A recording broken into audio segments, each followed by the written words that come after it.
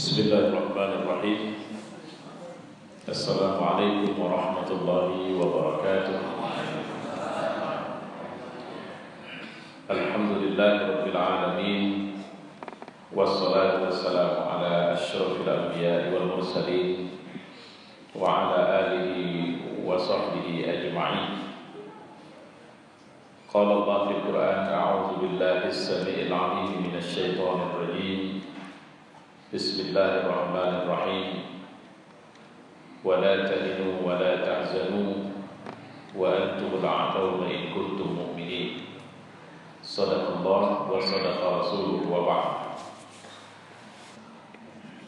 Jamaah salat subuh, alhamdulillah Allah telah memberikan taufik, hidayah, inayah kepada kita untuk akhirnya bersama melaksanakan salat subuh pagi ini di saat mana lebih banyak orang yang sebenarnya tidak mendapatkan nikmat ini, dan semoga nikmat yang kita dapatkan ini bisa kita syukuri, dan insyaallah ujungnya akan berbuah dengan surga Allah Subhanahu wa taala. Zaman kita hidup, para ulama sudah banyak menegaskan bahwa ini adalah yang sering disebut dengan istilah akhirul zaman, zaman yang terakhir. Nabi SAW sudah mengatakan bahwa dia hadir, dia datang, dia diutus dengan kiamat datang. Itu jaraknya antara asar ke maghrib, atau antara dua jari yang dibentangkan, antara jari telunjuk dengan jari tengah, yang sejauh apapun kita membentangkannya, maka itulah jari yang paling dekat. Antara dia datang dengan kita mendengarkan pengajian pagi ini, umat Islam sudah mengalami sekian banyak dinamika perjalanan hidupnya. Kita pernah mengalami kejayaan, di mana indikasinya ada banyak beberapa khilafah atau pemerintahan yang dibangun di atas sistem syariah. Kita juga sudah mengalami kemunduran, dan hari ini bisa kita katakan adalah masa kita berada di persimpangan jalan. Di luar sana banyak orang yang mindset mereka melihat Islam itu sebagai satu agama yang berbuah atau selalu membuahkan kekerasan. Sehingga ada gium yang muncul adalah semakin soleh seorang terhadap agamanya, dalam hal ini Islam, maka semakin berpeluang dia untuk menjadi seorang teroris. Istilah jihad dianggap sebagai istilah yang paling berdosa hadir dalam Islam dan Al-Quran, sehingga tidak sedikit orang yang bersusah payah untuk kemudian membuang istilah ini dari sistem Islam dan mencoba merasionalisasi jihad pada gerakan atau tindakan-tindakan yang menurut mereka tidak mengganggu eksistensi mereka. Istilah syariat juga menjadi istilah yang diawasi terus, karena syariat tidak dianggap sebagai sesuatu yang bisa memberi pengaruh positif bagi kemanusiaan. Istilah hijab, ada satu film namanya Hijab in Love, satu film yang sebenarnya bingkainya adalah komedi. Saya melihat film ini juga bahagian dari upaya untuk mendesakralisasi hijab, untuk kemudian hanya menjadi suatu pakaian yang pilihan, chosen di antara sekian banyak pakaian yang boleh dan silahkan dipakai oleh perempuan. Dia tidak merupakan identitas ketakwaan. Dan banyak lagi sebenarnya yang akhirnya coba dibongkar pasang. Kalau istilah akademiknya disebut dengan didekonstruksi.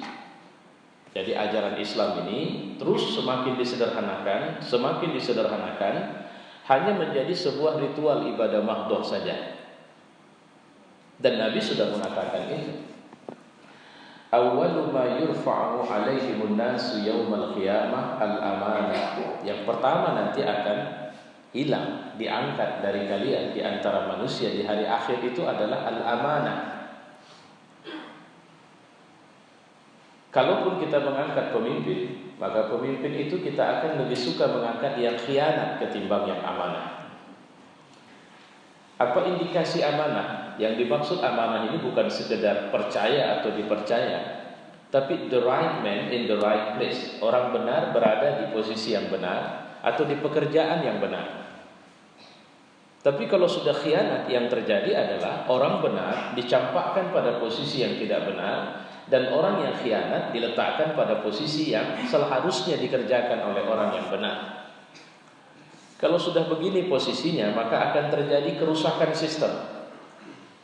Orang menikah tujuannya tidak lagi memperbanyak keturunan, karena semangat umat Islam ketika menikah sudah punya target, paling banyak anak saya 2. Dan di Indonesia itu dikampanyekan secara rutin. Saya mohon maaf kepada bapak. Bahkan semacam menjadi semangat, kita tidak paham Indonesia kalau anak kita banyak. Padahal Allah, Nabi sudah menegaskan perbanyak keturunan. Karena gak usah diajari pun, orang untuk jahat itu sudah bisa. Tapi mengajari orang menuju kebaikan, walaupun kita sudah lelah mengajarinya, belum tentu bisa. Sementara umat ini butuh orang-orang bertakwa lebih banyak lagi. Jadi semangat pertumbuhan jamaah Nabi itu ada satu kebiasaan. Kalau saya tidak khilaf, setiap, sepertinya bukan setiap subuh, tapi eventnya subuh.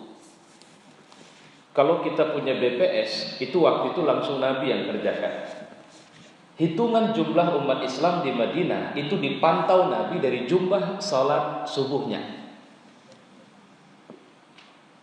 Sehingga Nabi itu sangat teliti ketika karena para sahabat Rasul ketika melaksanakan salat subuh itu posisi-posisi saf mereka itu jarang sekali tergantikan.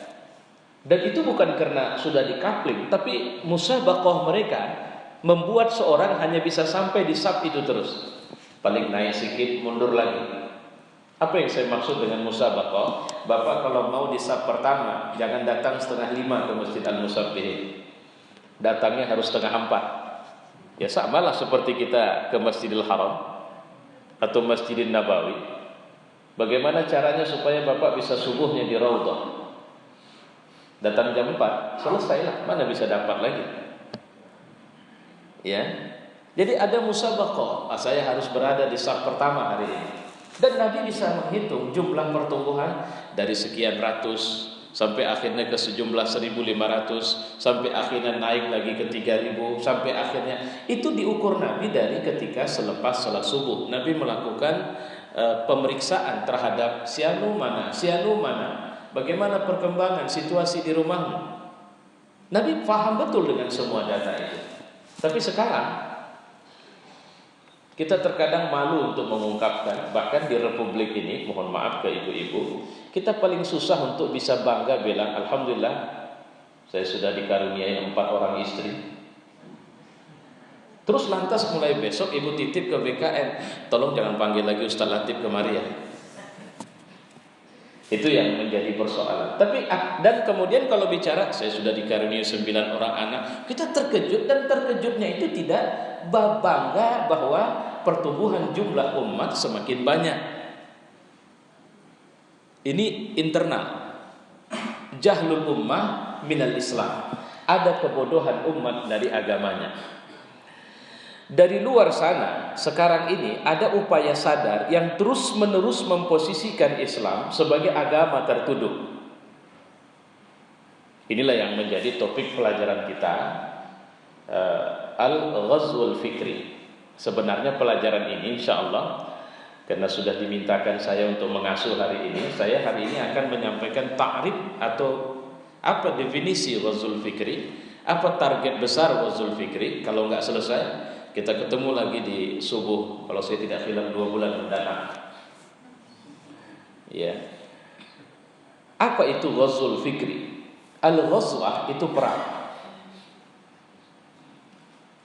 Ada beberapa istilah perang. Satu syariah. Syariah itu pasukan yang dikirim Nabi, jumlahnya tidak banyak, dan support logistik perangnya juga tidak banyak. Jadi mereka tidak bawa senjata-senjata lengkap lah. Targetnya hanya memata-matai sebenarnya. Tapi tidak tertutup kemungkinan bisa terjadi kontak senjata. Itu namanya syariah. Ghazwah itu adalah perang yang Rasul ikut di dalamnya. Dan tidak ada pertempuran yang Rasul tidak ikut di dalamnya jika itu pertempuran besar.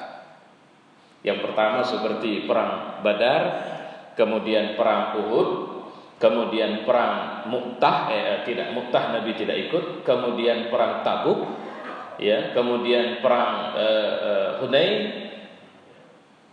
Ini adalah pertempuran-pertempuran yang dicatat bahkan kemudian diabadikan dalam Al-Quran, yang itu menandakan Rasulullah ikut. Artinya perang ini tidak sekedar sebuah pertempuran biasa, tapi pertempuran yang memunculkan i'tizaz. Kalau pakai bahasa bebas, ini terkait dengan gengsi kita sebagai umat Islam. Jadi frontal, Nabi memimpin, Nabi jadi komandan, dan kemudian di sana kekuatan kufar itu berhadapan-hadapan dengan kita. Itu namanya ghazwah. Sejarah umat Islam mengalami turn around atau mutar balik atau semakin tidak menentu adalah pasca tumbangnya khilafah Turki Utsmani. Kolonial waktu itu sudah, makanya sampai sekarang sistem kolonial itu masih kerja.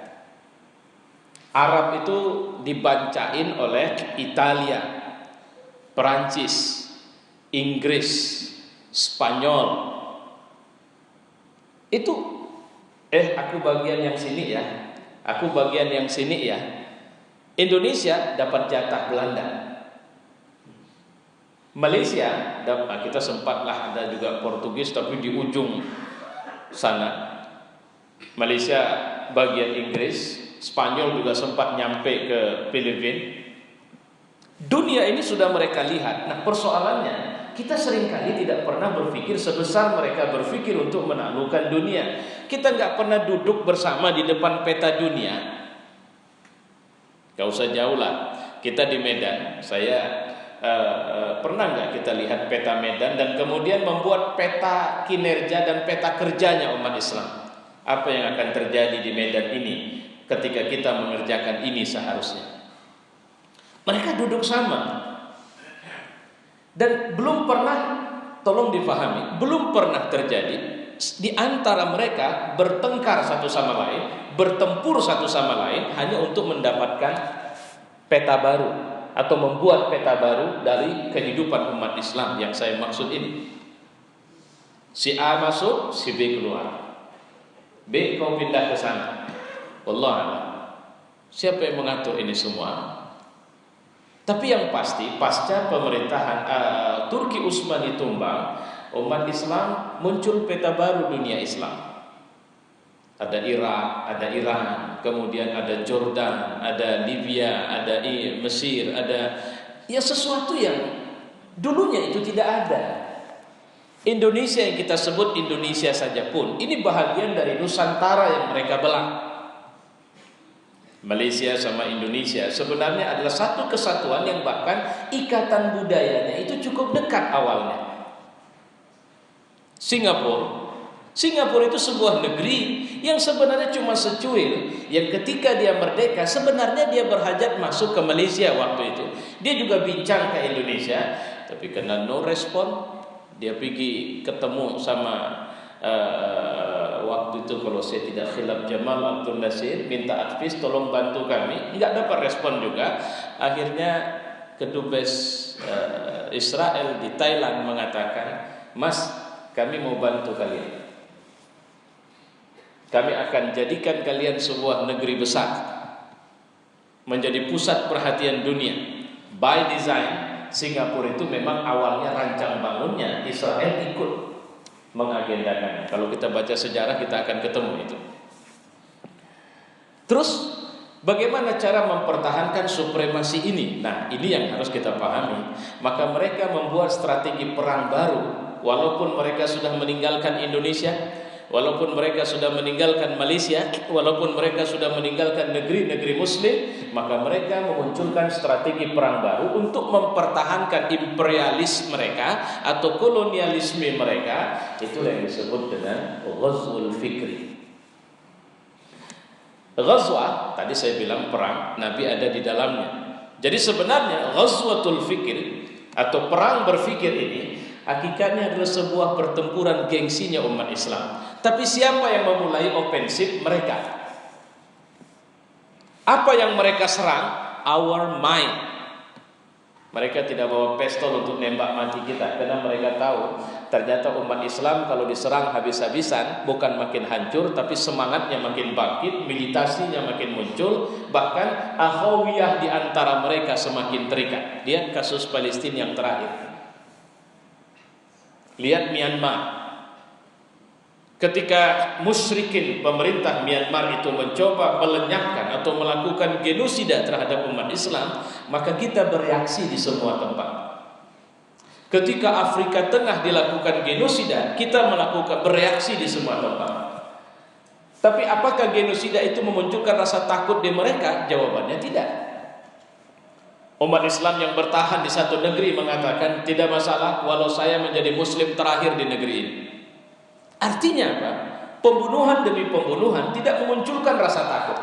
Jadi bagaimana mereka muncul seperti rakyat di kayu yang sepertinya ini masih tegak baik, tapi sebenarnya sudah rapuh. Mereka melakukan strategi ini. Nah, baik. Apa yang mereka bangun? Target mereka memunculkan jahiliyah atau kejahilan di tengah umat. Jahiliyah ini merupakan konsep kehidupan satu umat yang menentang kekuasaan Allah, remeh kepada Tuhan, memaksa kita tidak lagi tunduk kepada Allah, menggeser bahwa pusat titik kenyamanan dalam hidup kita adalah ketika saya punya kekuasaan. Pusat kenyamanan adalah ketika saya punya kekayaan. Sehingga sebenarnya orang yang titik kenyamanannya adalah itu, maka seperti tadi malam dalam sebuah tausiah saya mengatakan, Anda tidak boleh mengukur orang itu ikhlas cuma karena dia diangkat jadi BKN lantas tiap hari dia di masjid. Bukan itu ukuran keikhlasannya. Ukuran keikhlasannya nanti Anda lihat waktu dia berhenti jadi BKN. Masih ke masjid enggak? Sama juga dengan orang-orang yang diangkat jadi pengurus perwiritan. Waktu dia pengurus wirid, ya juga begitu, dia rajin, dia aktif, dia memikirkan semuanya. Tapi begitu berganti jabatan, dia pun hilang dari peredaran. Jadi ukuran-ukuran ini sebenarnya kenapa terjadi yang seperti ini? Jawabannya, serangan ini telah merusak dari dalam, bukan dari luar. Saya belum menceritakan seperti apa bentuk serangan itu. Jamaah yang mulia, mereka melakukan peperangan terhadap Islam dengan berbagai cara. Pertama adalah mencabut umat ini dari akar sejarahnya. Sehingga saya mohon maaf Bapak-bapak, kemarin saya ada perjalanan tausiah ke Tanah Batak di Tobasa. Saya tanya berapa jumlah umat Islam, jawab mereka sekitar 12% di sini sekarang. Saya bilang, kami berbincang panjang sampai pada dugaan kuat saya sampai sekarang, saya bahkan sudah pada tingkat hakul yakin bahwa Sisinga Mangaraja 12 itu adalah seorang muslim, bahkan bukan sekedar muslim tapi muslim fanatik. Beberapa dokumen sejarah tidak bisa dipungkiri kebenaran dugaan saya itu menurut saya. Tapi ketika di depan mereka saya bilang, saya menduga kuat, cuma saya belum bisa memberi bukti. Ini hanya dugaan saya. Sepertinya ada missing link di Tanah Batak ini. Ada link yang terputus. Ada data sejarah yang hilang. Apa itu? Saya duga kuat bahwa Tanah Batak ini sebenarnya adalah tanah muslim awalnya. Bapak boleh jalan, mungkin Bapak tahu ada satu atau dua masjid yang usianya di atas 100 tahun di sana. Sementara HKBP saja belum sampai 100 tahun dia. Kalau begitu siapa di luar melegitimasi di sana? Tapi apa yang terjadi? Kayaknya strategi yang dipakai untuk Tanah Batak mirip strategi yang dipakai untuk Andalusia. Mereka tidak bisa menghancurkan situs fisik, tapi mereka bisa menghilangkan data sejarah, ada berapa jumlah umat, bagaimana cara masuk, siapa mereka dulu dan sebagainya. Sehingga merosotlah jumlah umat Islam di sana. Jadi prosesnya diisolasi, diproteksi, kemudian dikembangkan satu nama. Jadi metode pencitraan. Noven Sen dianggap sebagai orang yang paling punya andil besar untuk merubah spiritualitas masyarakat Batak dari orang yang semula pelbegu menjadi orang yang kemudian menyembah, ya seperti yang mereka bilang. Nah, siapa yang bisa membuka kembali data ini? Cari di buku, nggak ketemu. Kemana? Kita harus melacak ke Tanah Batak itu. Kita harus melihat situs-situs yang tertinggal di sana. Baru kita bisa melihat. Loh, kenapa ada makam Panglima orang Aceh di sana dan itu Muslim? Itu contohnya. Dan itu terjadi jauh sebelum cerita Nomen Sen masuk ke sana. Nah, ini contoh saja. Dan kemudian anak-anak kita sekarang, kita diposisikan untuk semakin jauh dan semakin jauh. Mereka melakukan banyak strategi. Apa strategi mereka? Mereka pakai pendekatan politik, pendekatan militer, pendekatan ekonomi, pendekatan sosial budaya. Saya pernah baca buku Edward Said.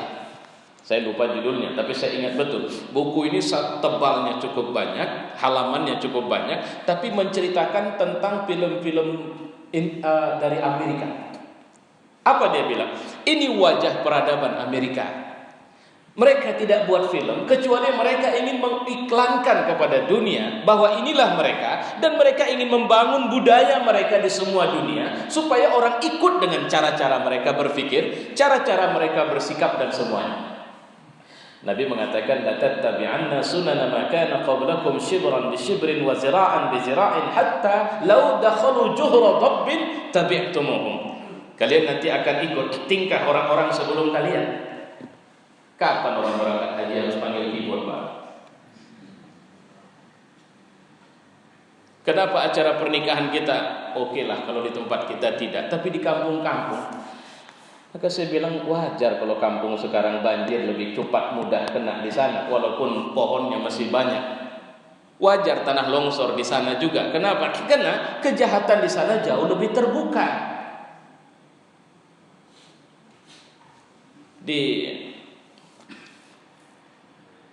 Istri saya kemarin baru cerita di kampung dekat rumah saya, namanya Kampung Kolam. Ada orang pesta nikah pakai keyboard bongkar. Ibu tahu istilah keyboard bongkar?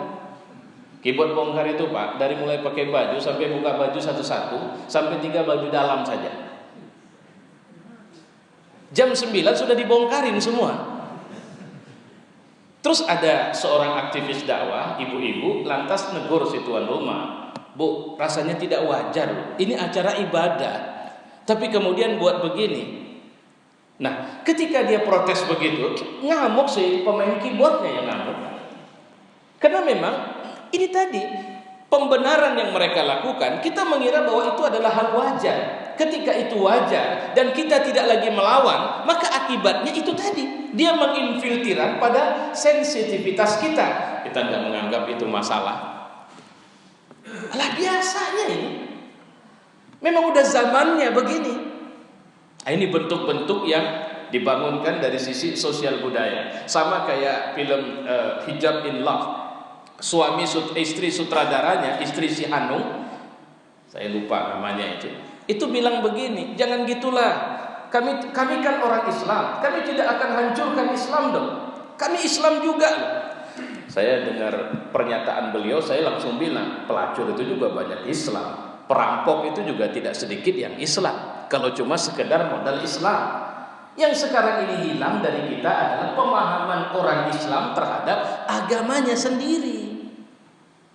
Itu catatan kita. Ghazwah ini secara politik disampaikan melalui media, sekaligus sebagai cara musuh menjatuhkan, mengalahkan Islam di negeri-negeri mereka sendiri. Coba perhatikan, tidak ada negeri muslim, ini kalau kita bicara dari pendekatan syariat ini atau analisa kita dari sisi agama, yang kalau ada partai Islam di sana, partai Islam itu namanya bagus di situ. Enggak ada. kita bisa ambil Mesir, kita bisa ambil Tunisia, kita bisa ambil Aljazair, bahkan sekarang kita bisa ambil contoh Indonesia. Kenapa? Karena mereka tidak mau itu besar. Jadi siapa yang mereka besarkan? Partai-partai yang memberhalakan tokohnya. Walaupun tokohnya itu goblok, walaupun nggak ngerti apa-apa, tapi kemudian dia dilambungkan sebagai berhala yang berwibawa, sehingga orang-orang pun akhirnya menyembah dia, dalam tanda petik, habis-habisan. Makin tidak rasional. Indonesia kita sudah terjebak. Kemarin pemilu, partai yang diumumkan sebagai partai yang paling banyak kasus korupsinya di KPK, itulah partai pemenang nomor 1 di Republik ini. Artinya apa? Nggak berhubungan dengan rasionalitas kita yang menginginkan segala sesuatu itu, udahlah, nggak usah terlalu abstrak, kita bicara rasional. Tapi di sini pun tidak rasional. Ini bahagian dari strategi itu. Kemudian saya ingin sampaikan catatan mendasar saja, karena dari sisi iktisadi, coba pahami, nyaris semua negeri muslim adalah negeri yang kaya sumber daya alamnya, tapi miskin penduduknya. Gak usah jauh-jauh ambil contoh Indonesia. Nyaris semua sumber daya penting di Republik ini tidak dikuasain oleh negara. Apa istilahnya? Ada itu dalam Undang-Undang Dasar 45 itu. Kekayaan dan sumber daya yang terkandung di dalamnya adalah milik negara, dikuasai oleh negara. Dan ini mohon maaf saya tidak pas sekali, dan diberdayakan sepenuhnya untuk sebesar-besar kemakmuran rakyat. Alhamdulillah Freeport, pemerintah Republik Indonesia baru memperpanjang kontraknya. Ya. Kemudian Pertamina, bahkan Menteri BUMN sudah pakai mekanisme pasar, di mana akhirnya tak penting punya gedung, yang penting kita kerja. Malahnya subsidi BBM malah dilarikan ke BUMN, di mana masing-masing BUMN mendapat sekian bagiannya. Rakyat dicabut subsidinya, tapi yang sudah, nggak usah terlalu panjang kita. Dari sisi iktisodiah maksudnya, dari sisi ekonomi, rakyat disibukkan dengan urusan perutnya. Sehingga orang sekarang tidak lagi berpikir harga diri, tapi harga perut. Ya, kalau kita mungkin tidak ada masalah, tapi berapa persen kita dari jumlah rakyat Indonesia? Ada orang yang masih terbelit dengan persoalan satu hari mengumpulkan 10.000 saja dia tidak bisa.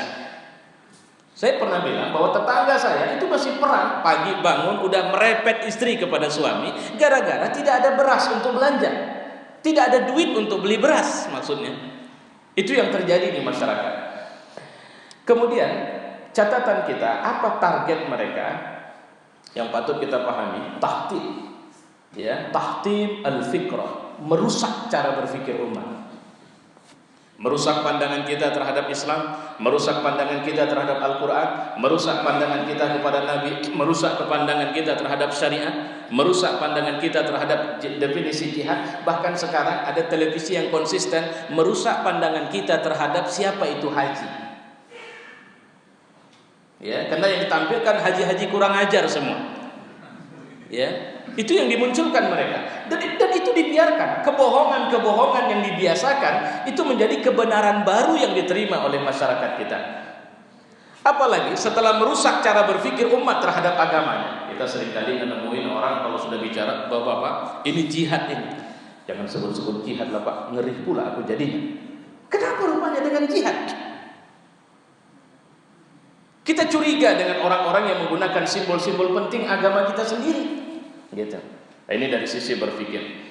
Kemudian ada satu lagi target yang mereka ingin bangun, izabah asy-syakhsiyah. Melarutkan, mencairkan militansi. Nggak lagi orang militan. Ada orang yang kalau untuk sholat luar biasa, tidak pernah tinggal takbiratul ihram pertama bersama imam. Tapi urusan cari makan, tolong Tuhan jangan ikut campur di sini. Kenapa? Saya siap taat, tapi kalau untuk yang satu ini jangan. Izabah asy-syakhsiyah. Loh, lantas kemudian adakah yang sesuatu yang nggak nyambung? Bukan tidak nyambung. Kelihatannya dia orang yang masih jauh lebih baik dari kawannya. Kawannya mencari ketenangan mungkin kalau dugem, dia tidak mencari ketenangan dengan pergi umroh, mencari ketenangan dengan pergi haji, atau mencari ketenangan dengan tahajud. Tapi dia tidak tahu bahwa persoalannya itu bukan pada umrohnya, pergi hajinya, atau tahajudnya, karena dia tetap saja merusak ketenangan itu dengan cari makan dengan cara yang haram misalnya. Maka jangan heran sekarang ada orang yang nyaman terus berinfak walaupun dia tahu betul penghasilannya haram. Infak lancar. Mohon maaf saya tidak menyebut di sini, tapi ada orang ini kebayang saya wajahnya langsung, gitu. Infak rajin dan tidak berhitung, tapi dia tidak berhenti dari penghasilan haram. Nah, kenapa? Karena rusaknya cara berpikir. Itu yang harus kita garis bawahi, ya. Cara berpikir yang rusak menyebabkan mentalitas, karakter atau kepribadian tidak lagi Islam. Mengaji mau, tapi kemudian ketika bicara tentang kesenangan, dia tidak tampil sebagai seorang muslim. Atau penyakit-penyakitnya masih luar biasa kuatnya.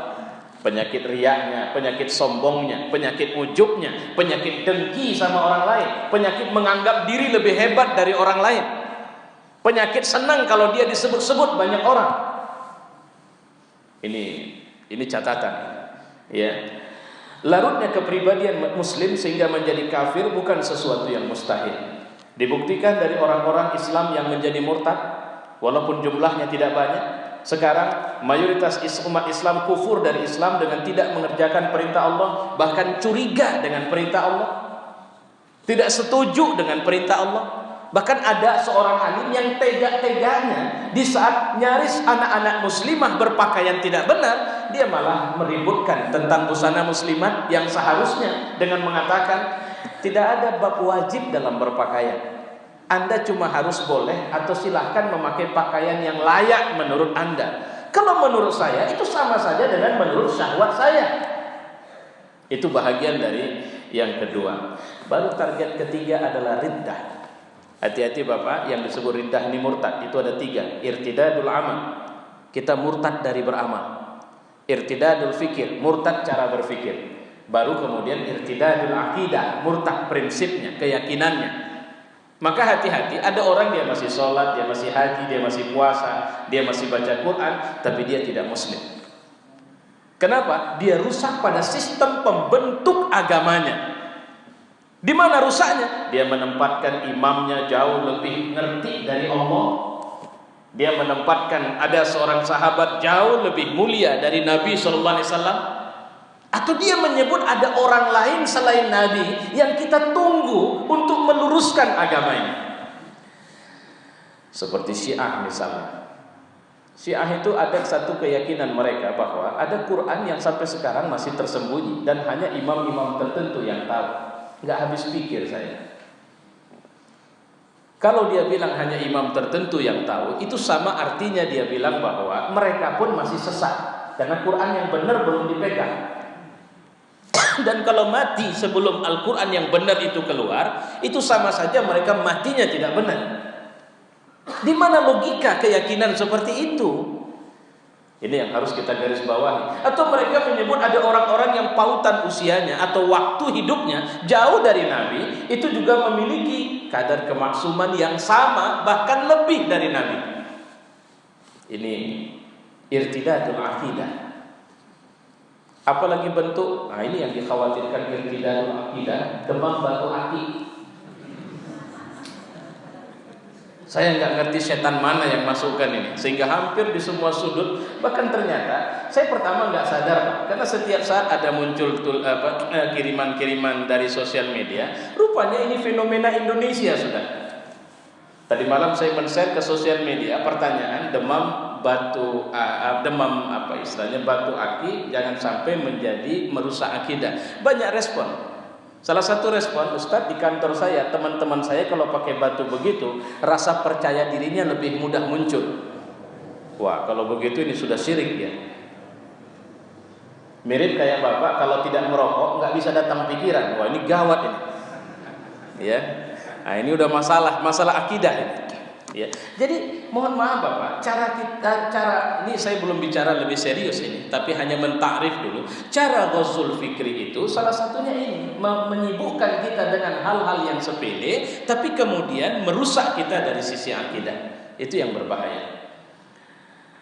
Terakhir, setelah riddah, apa yang terjadi? Walaul kafirin. Kita akan wala. Kita tak memiliki kemampuan kekuasaan, kekuatan, keberanian, sehingga kita loyal kepada semua orang kafir. Kalau ada muslim sama kafir mau jadi wali kota, ya kita harus pilih, bukan persoalan agama Pak. Itu sudah muncul kalimat begitu. Yang penting siapa yang punya dedikasi dong. Sehingga tanpa sadar, secara perlahan negeri-negeri muslim dikuasai kafir sekarang. Bahkan yang paling prestis di Indonesia adalah ibu kota negara ini, itu sudah kafir yang pegang. Saya tidak bicara dari sisi politik, karena kalau bicara hukum negara ini halal Ahok jadi gubernur di sana. Tapi kalau kemudian di Medan, di sana kan halal secara hukum, tapi secara akidah, loh, ada apa dengan umat Islam di sana? Kalau jumlah umat Islam cuma 2 orang, nggak masalah. Ini mereka mayoritas di sana. Hati-hati. Fitnah ini bakal muncul di Medan. Karena 5 tahun yang lalu pun ada ustadz juga ya, bagian jubah juga yang mendukung si Sofian Tan kemarin. Nah kalau sekarang saya nggak tahu. Ini mungkin semua masih menunggu bagaimana tindak lanjut dari undang-undang yang kemarin Perpu untuk kemudian apa yang mau dibuat. Saya khawatir tidak sulit untuk menumbangkan kota Medan. Kenapa? Sederhana saja, kita sudah wala. Satu daerah ada orang kafir tidak pernah berhenti jadi anggota dewan, pendukungnya mayoritas muslim. Sederhana, kenapa muslim dukung dia? Karena muslim cari makannya sama dia. Tinggal berhitung saja berapa muslim yang cari makan sama orang kafir di Medan, dan berapa muslim yang dia cari makan sama sesama muslim saudaranya. Yang cari makan sama kafir semangatnya walaknya luar biasa, yang cari makan sama muslim hasadnya luar biasa sama saudaranya. Maka saya tutup ini dengan satu pernyataan teman saya dari Malaysia tentang ketam kepiting. Jadi orang ini mau beli kepiting ke rumah ke toko Cina. Aceh, saya mau beli ketam. Si Aceh balik tanya, ketam Cina atau ketam Melayu? Agak berubah wajah orang yang belanjanya. Apa pula ada ketam Cina sama ketam Melayu? Oh ada, itu tempat yang tertutup atasnya itu ketam Cina. Nah tempat yang terbuka itu ketam Melayu. Loh, kenapa ketam Cina pakai ditutup? Nah kalau tidak ditutup itu pada hilang semua. Maksudnya ketam Cina itu dia mau keluar dari tempatnya, cuma yang lain kalau ada 1 ekor keluar, yang lain nunggu. Kalau sudah betul-betul keluar, yang lain baru nyusul satu-satu sehingga bisa hilang. Maka saya tutup. Kalau ketam Melayu tidak, yang satu mau keluar, yang lain narik masuk ke dalam lagi. Nah, itu mentalitas kita yang akhirnya semakin rendah, inferior, dan kemudian tidak pernah bisa bangkit. Kenapa? Karena kita selalu tak adanya itu. Maka saya support Pak di ujung diskusi kita kemarin tentang rencana Masjid Al-Musabbihin untuk membangun koordinasi semua masjid di Kota Medan. Saya pikir itu kalau jadi, dan saya berdoa kepada Allah itu jadi, itu akan menjadi langkah spektakuler insyaallah. Saya pikir itu untuk kali ini, mudah-mudahan Allah memberi manfaat. Gimana Ustaz? Saya tutup doa atau ada? Ada pertanyaan silakan. Atau ada masukan tambahan untuk pengetahuan kita bersama. Silakan Ibu. Waalaikumsalam warahmatullahi wabarakatuh. Sebentar ya Ibu ya, kita pakai mikrofon aja.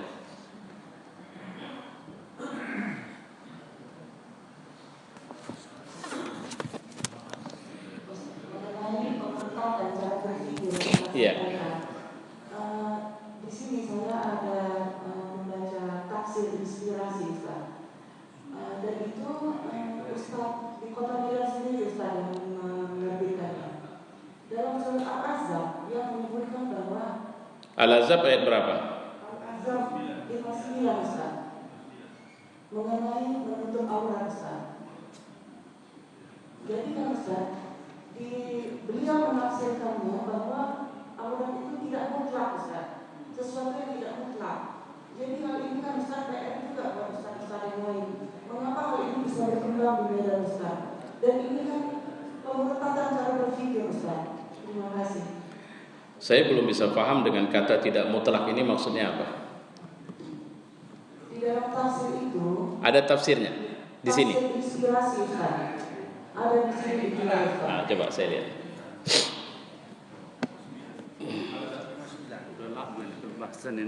Iya.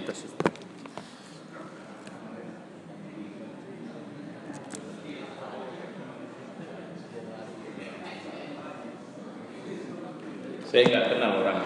Baik, silakan. Di sini dikatakan di situ Ustaz bahwa setelah dia bahas, ada di situ bisa dikatakan bahwa ini tidak mutlak.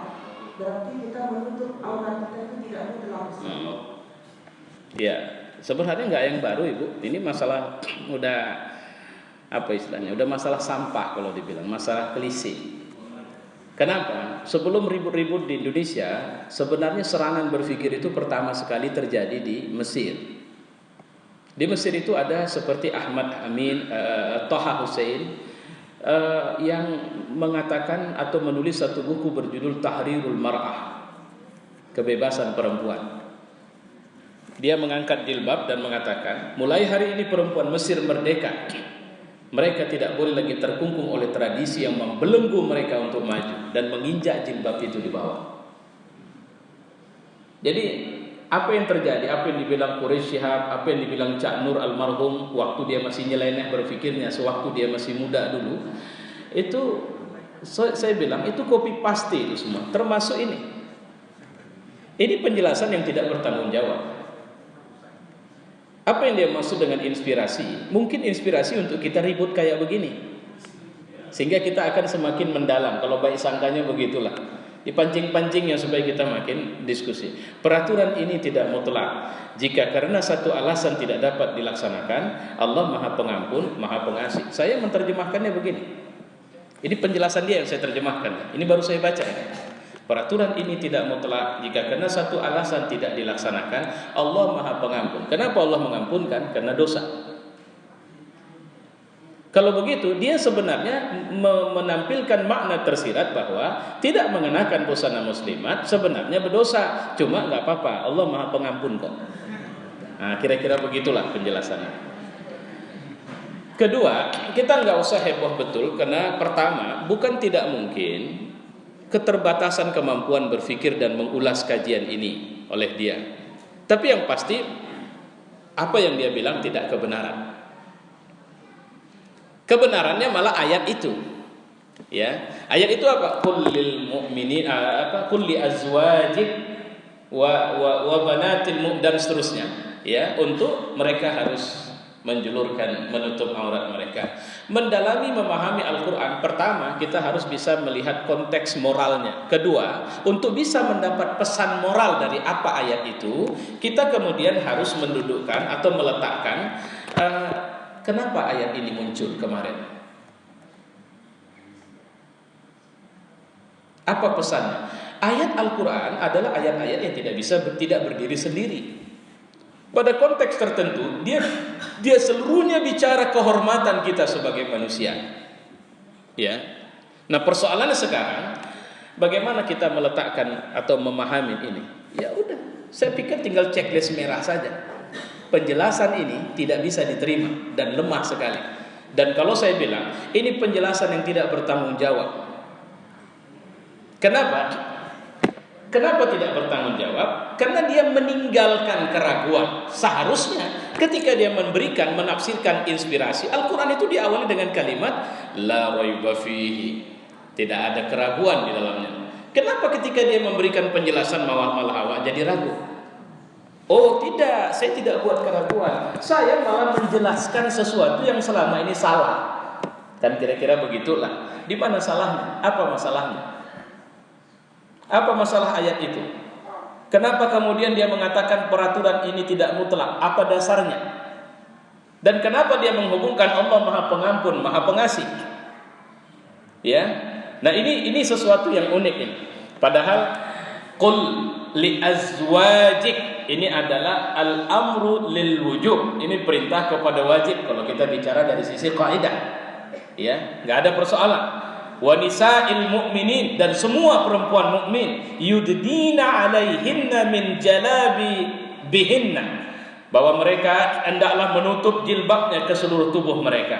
Dzalika adna ayyurafna fala yu'zain. Yang demikian agar mereka itu lebih mudah dikenali dan sehingga mereka tidak diganggu.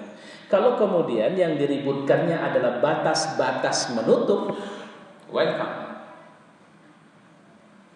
Tapi kalau kemudian dia bilang, oh tidak, ini tidak bisa, enggak dibuat, enggak apa-apa. Jadi untuk apa Allah mengatakan? Di mana nasah ayat ini? Posisi di siapa? Ayat mana yang menasah ini rupanya? Coba carikan dalil yang mengatakan enggak dibuat pun enggak apa-apa. Loh, kenapa? Lantas dia bilang, karena ada pernyataan wa kana Allahu ghafurur rahima. Dan Allah itu sebenarnya Maha Pengampun dan Maha Pengasih. Ini artinya, nah ini cara berpikir yang coba saya ikutin. Artinya dia salah pun nggak apa-apa karena Allah itu pengampun. Jadi kalau bisa pakai aja jilbab supaya lebih dikenal dan tidak diganggu. Tapi kalau memang mau diganggu nggak apa-apa lah, silahkanlah. Nah, karena Allah pun Maha Pengampun. Bisa nggak kira-kira cara berpikir ini kita ikutin? Nggak ketemu. Nah itu. Jadi saya pikir Bu, ini kekurangan tafsir inspirasi ini. Saya terus terang mohon maaf, saya tidak kenal Ustaz siapa penulis Zainal Arifin Zakaria ini. Saya enggak. Wallah alam apa saya pernah ketemu atau tidak, saya tidak tahu. Dosen YIN ya. Kalau dosen YIN situ memang mohon maaf saya bukan, karena saya juga orang YIN. Saya alma mater saya YIN. Tapi memang virus merusak akidah itu paling banyak di sana. Ya, itu banyak ditabur di sana itu. Bakteri-bakteri yang merusak cara berpikir Islami. Zaman saya kuliah saja pun itu sudah heboh-hebohnya itu. Karena zaman saya kuliah IAIN Medan khususnya kiblatnya adalah cara berpikir Cak Nur, Harun Nasution waktu itu. Saya sudah lama tidak berinteraksi dengan IAIN dan saya tergolong orang yang juga menggandrungi pemikiran Cak Nur. Dan saya mengerti, makanya belakangan saya mulai heran ketika misalnya aliran-aliran modern dalam Islam memasukkan Mustafa Kemal Atatürk sebagai tokoh modernis Islam. Disitulah saya awal curiga dengan kurikulum yang diajarkan di sana. Ada apa ya? Ya, banyak ulama atau ustadz-ustadz tafsir yang datang dari sana malah menampilkan tafsir-tafsir yang minority, tafsir nyeleneh. Tafsir yang bilang bahwa babi sebenarnya itu halal. Untuk apa dibahas-bahas? Sama seperti orang yang bertanya sama saya, Ustadz, sebenarnya minyak wangi pakai alkohol itu halal apa haram? Boleh nggak dipakai untuk sholat? Saya selalu balik tanya, kira-kira kalau yang nggak pakai alkohol ada nggak? Ada. Ya udah, nggak usah kau bahas. Kau beli saja yang nggak pakai alkohol. Ya, kecuali dia berada di negeri yang kesulitan menemukan minyak wangi yang tak beralkohol, baru kita kasih dalil pembenarannya. Itu pun mengikut dalil-dalil yang afsah untuk itu. Kalau tidak ada masalah, ngapain kita bahas itu? Kurang kerjaan. Ini penyakit umat. Nabi bilang sama kita, jangan tanya yang nggak perlu. Ada orang tanya sama saya, Ustadz, saya kalau di angkasa luar, Ustadz, sholatnya kayak mana?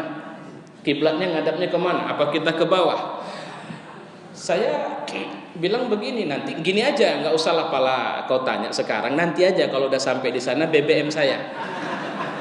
Kenapa saya jawab? Karena dia belum nggak ada kemungkinan ke sana. Nah, kira-kira begitu.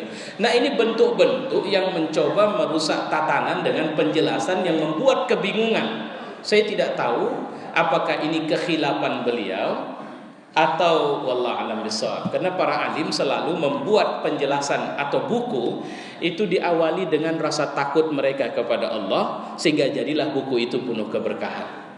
Kalau kemudian ada penolakan dari umat, semoga Allah ampuni si penulis dan mungkin saja dia khilaf, dan ini saya pikir layak untuk kita kasih tahu sama dia bahwa sepertinya tafsir Anda yang satu ini di ayat ini bermasalah.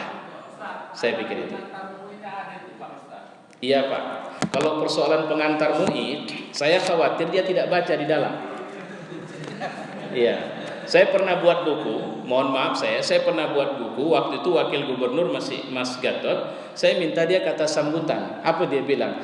"Akhi, saya tak sempat buatnya, antum buat aja lah, nanti saya tanda tangan." Jadi kata sambutan dari dia, saya yang buat sendiri gitu kan. Habis itu sodorkan ke dia, cocok rasa dia, tanda tanganinya gitu.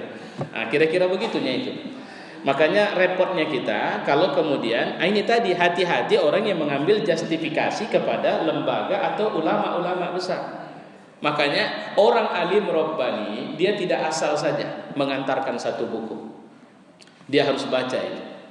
Ya, dia akan teliti itu sampai kemudian ketemu masalah dia. Kenapa? Ini tanggung jawabnya kepada Allah nanti. Jadi saya pikir itu jawabannya, Bu. Ibu ketika resah, posisi resah Ibu betul. Bahwa tafsir yang satu itu atau penjelasan yang sangat ringkas tanpa sumber atau data-data pendukung otentik itu adalah penjelasan yang malah mengaburkan makna ayat. Itu saja saya pikir. Iya. Jadi buku ini sebenarnya ustadznya ini juga menjadi ustadz tetap di sini, Ustaz. Oh gitu. Bahkan malam apa kemarin Sudah dibahas sama dia? Oh belum. Saya menunggu sebenarnya beliau bahas, tapi nggak dibahas-bahas. Kalau gitu Bapak yang buka nanti Pak. Kami minta tanggung jawab Anda, penjelasan dari Anda secara tuntas kenapa Anda tulis kalimat itu. Yang sedihnya begini, Ustaz. Ini di dalam sini pun ada ditulis di situ universitas besar di Medan ini. Iya. Bahkan Islamic Center Universitas Medan area, kebetulan saya dosen di sana. Itu ketua Islamic Centernya alumni Al-Azhar juga. Jadi kalau nggak salah 100 atau 200 eksemplar. Ditulis di sini. Enggak. Ditulis Artinya kalau ditulis Pak, itu strategi marketing aja itu. Iya. Jadi kalau masalahnya gini, Ustaz. Sekaliber Ustaz yang alumni Al-Azhar, itu sudah saya kasih tahu. Wah, ini nggak masalah, men. Ini begini. Lah yang Ustaz saja yakin dia gitu. Kalau saya hari ini mengatakan itu bermasalah dan saya bertanggung jawab. Penjelasan itu bermasalah betul. Pertama, dia tidak memberikan penjelasan makin akurat, tapi malah mengaburkan makna ayat. Dan tadi saya sudah memberikan, dan mohon maaf, apa yang saya terangkan tadi juga saya record.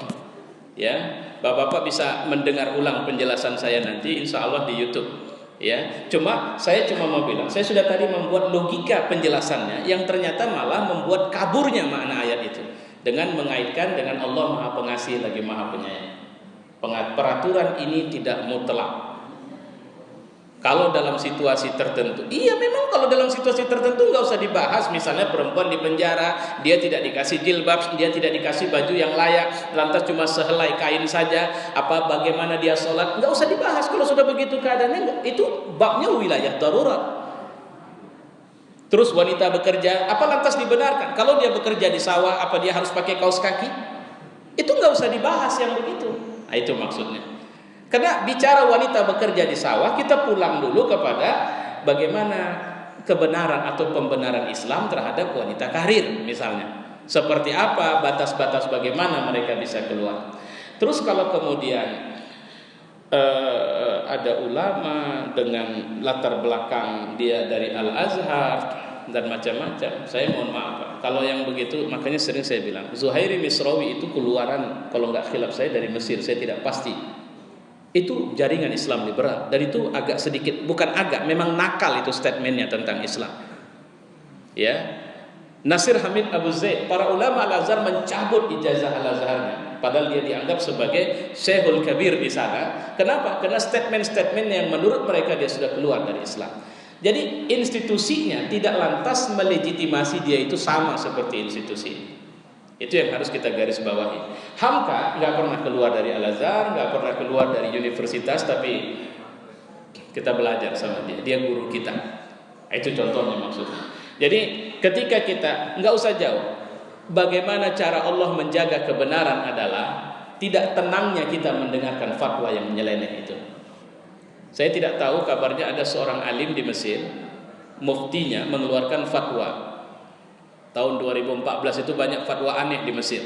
Salah satunya fatwa boleh mengqadha sholat atau menjamak sholat untuk nonton bola. Itu satu. Tapi ada yang lebih aneh, daging jin halal dimakan. Saya pening ini, jin mana yang dimaksudnya ini? Ya, ini fatwanya keluar. Seorang alim mengeluarkan fatwa halal memakan daging jin. Ya, belajarnya Quran, belajarnya hadis, tapi kemudian fatwanya jadi lucu gitu. Ya, nah, jadi kalau kita ini zaman, mohon maaf saya mohon ampun kepada Allah, semoga Allah menjaga para alim kita. Ini zaman di mana kita semakin banyak menemukan alim-alim su, ulama-ulama jahat.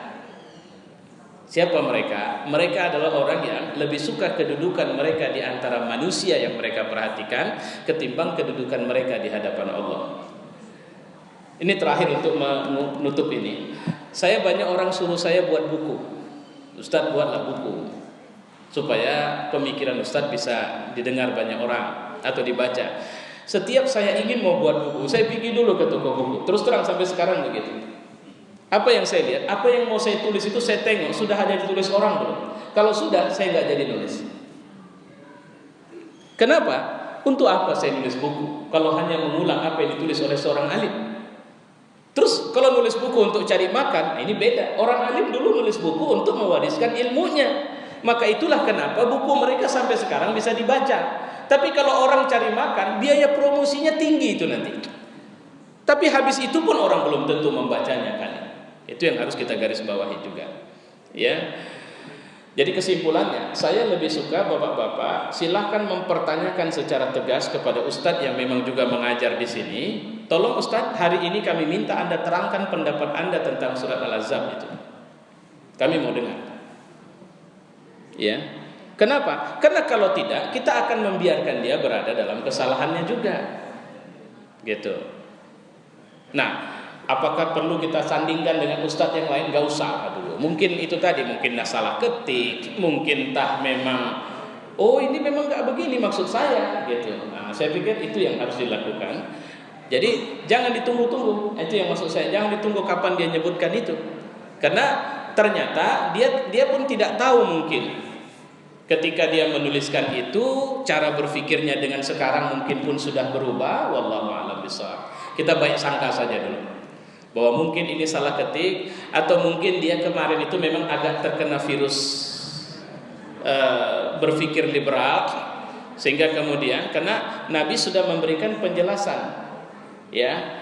Terus terang, ini mohon maaf sedikit saya panjangin, wanita muslimat dalam berpakaian itu diwajibkan menutup aurat.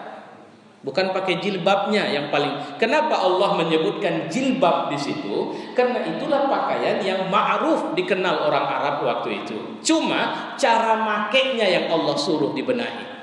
Itu dalam ayat tadi. Selama ini bagaimana? Cuma diselendangkan saja di bahu, cuma ditaruh saja di sini. Tapi bahagian depan transparan.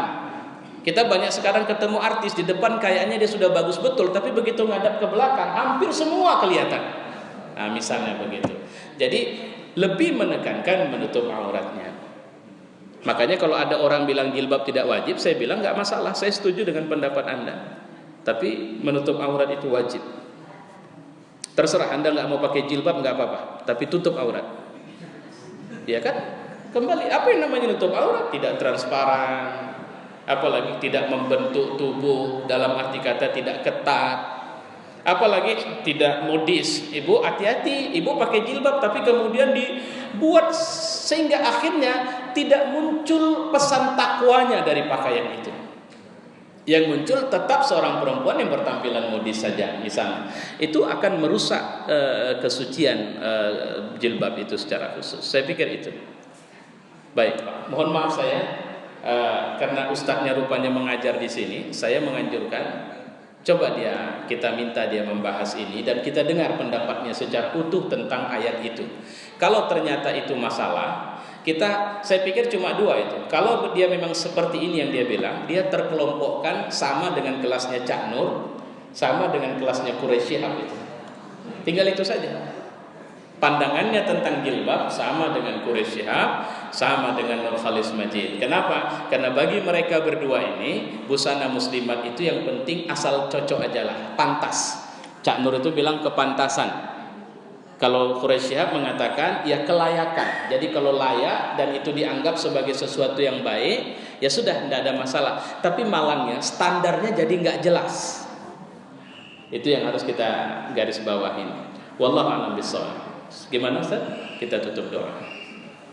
Alhamdulillahirabbil alamin wassalatu wassalamu ala asyrafil anbiya'i wal mursalin wa ala alihi wa sahbihi ajma'in. اللهم اجعل هذا جمعنا في هذا المجلس جمعا مرحوما وتفرقنا من بعده تفرقا معصوما. ربنا آتنا في الدنيا حسنة وفي الآخرة حسنة وقنا عذاب النار. وصلى الله وسلم على محمد وعلى آله وصحبه أجمعين والحمد لله رب العالمين.